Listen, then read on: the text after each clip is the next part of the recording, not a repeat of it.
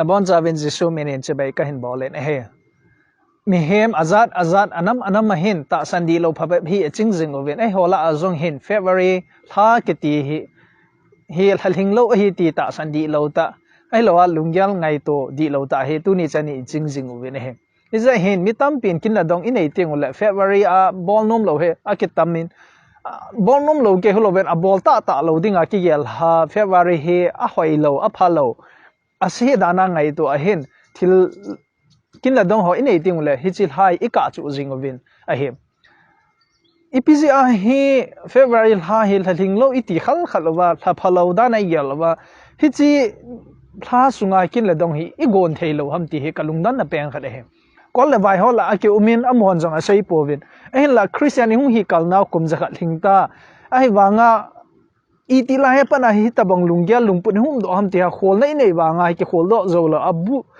abul abal nei lo azi lo hela ita he hung che son na chil ha thing lo dan ai gyal paw hi di lo ta he azi chu Bible iwa na he le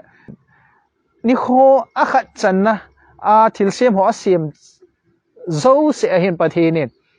thilsem ho cha ve in a phal he jing ati ne he ni kho khat asem zo se hin a thilsem ho a mu tenga hela pathina ve tenga hela ni kho khat sunga gi sem thilsem ho chun ana to dung zui che wa kin a bol do ji wa che pathin he alung thain a phal he jing ati ne he a phal he jing tia se na pa he mi he min mo a hoi na ke wa hi po in ni kho tin changa to ding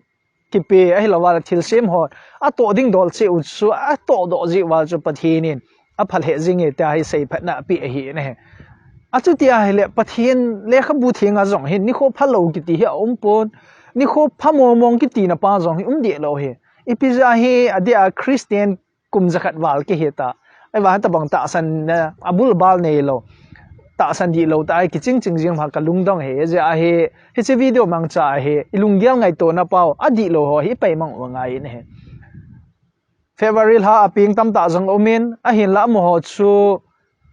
mi sanga aching mozo de lo he February ha a jong thi mi tam ta am he February ha hi ji wa cho mo chu thi a hi de po we ne he February ha a lol hing jong tam pi he a chu dia le February ha chu a si chu ma hi po ne he January a ping ho jong chu mi abong kha chu thi in tin March April a thilgon ngai to ne ho jong abong kha chu lo sam na jong de he al ha ji hi lo he ba no ya thil se su ho a hi lo wa la de lo thil ho hi a hlun na ding dol angai sa hi in ni kho in a pu de lo he isei na pau hi February ha hi hoi choma si choma hi pu in pathin ni kho zo si hi asiam hi in ama lo pi na ding ai man thei da ding bo hi le ni kho chu pakaya ding a pha hi ti pai sei do no he ya chu kin la dong nei February ha kin la dong nei ja wang se na to jang ke khapon February ha a pen ji a amanu ma pa chu aching mo in athi se eti dong ki ja khalo he ya chu February ha hi thaling lo hi poi thaphalo hi poi pathin asem kumla la hi a phazo ke ne he je pathin thil sem hi mo a phapoi ta mo sei ding hi lovin ipga ki sei ham abul abal am lo hi bo ne joy lungyang ngai dan di lo ho pa hi pai mang diwa